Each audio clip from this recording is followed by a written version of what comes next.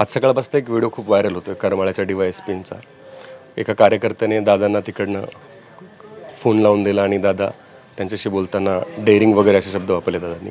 तर फक्त दादा म्हणूनच नाही, असं होतं का की कार्यकर्त्यांना खुश ठेवण्यासाठी काही नेते मंडळींना अधिकाऱ्यांवर दबाव आणावा लागतो किंवा असं बोलावं लागतं, असं काही आहे का? म्हणजे एक असं आहे की अधिकाऱ्यांवरती दादा दबाव कधी आणतात अशातला काय भाग नाही। त्यांचं प्रशासनावरची पकड जी आहे ती उभ्या महाराष्ट्राने गेल्या अनेक वर्षामध्ये अनुभवलेलं आहे। मलाही काही तो पूर्णपणाने व्हिडिओ पाहता आला नाही।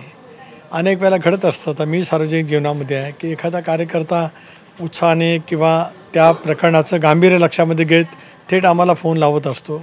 आम्ही अनेक वेळेला त्याच्यासमोर कोण अधिकारी असेल तर द्या, आम्ही बोलतो, असं होत असतं। आणि सार्वजनिक जीवनामध्ये आता हे अपरिहार्य आहे। कार्यकर्त्यांच्या अपेक्षा नेत्यांच्यापासून असतात आणि आपण उपलब्ध असलो तर आपण बोलत असतो। त्याच्यामुळे तो जो काय संवाद आहे, आता खरं म्हणजे त्या अधिकारी ज्या बोलतात त्यांनी यापूर्वी दादांचा कदाचित आवाज ऐकला नसेल किंवा त्यांनी तो ओळखला नसेल, म्हणजे स्वाभाविकपणाने त्यांचं त्या बोलत होत्या। दादांना असं अपेक्षित आहेच केवळ शेवटी इतके वर्ष आता ही नवीन पिढी जरी आली, म्हणजे नव्याने जरी त्या नियुक्ती जरी अधिकारी असल्या तरीसुद्धा जे IAS अधिकारी किंवा IPS अधिकारी आहेत किंवा MPSCचे अधिकारी आहेत, या सर्वांना राज्यामध्ये कोण प्रमुख पदावरती आहे याची माहिती तर असणं स्वाभाविकच आहे। ती माहितीशिवाय अधिकारी इतके उच्चपदस्थ असू त्या ठिकाणी शकत नाहीत। परंतु तरीसुद्धा मी त्याच्यातला पूर्णपणाचा तो ऐकण्याचा प्रयत्न करीन। पण त्याच्यामध्ये काय दादांनी काय वावगं बोललं अशातला काय भाग नाही।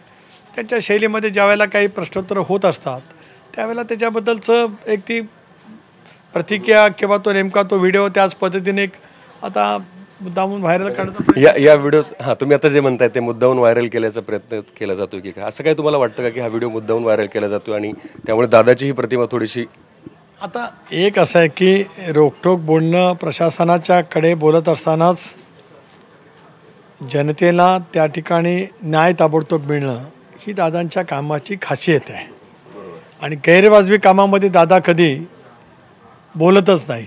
आणि त्याच्यामुळे त्या ठिकाणचा त्यावेळेचा जो प्रसंग होता त्या प्रसंगामध्ये ते जे बोललेलं मी ऐकतोय की बाबा आता वातावरण सध्या थोडंसं तणावाचं आहे, राहू द्या, नंतर माहिती घेऊन आपण करू, याचा अर्थ कारवाईला अजिबात थांबवा असं त्यांनी कुठं म्हटलेलं ऐकायला मिळालं नाही आहे। म्हणजे मी जरी ऐकलं किंवा तसं ते त्यांच्या स्वभावात येणं तसं बोलणं, परंतु आता ठीक आहे, एखादा होत असतं।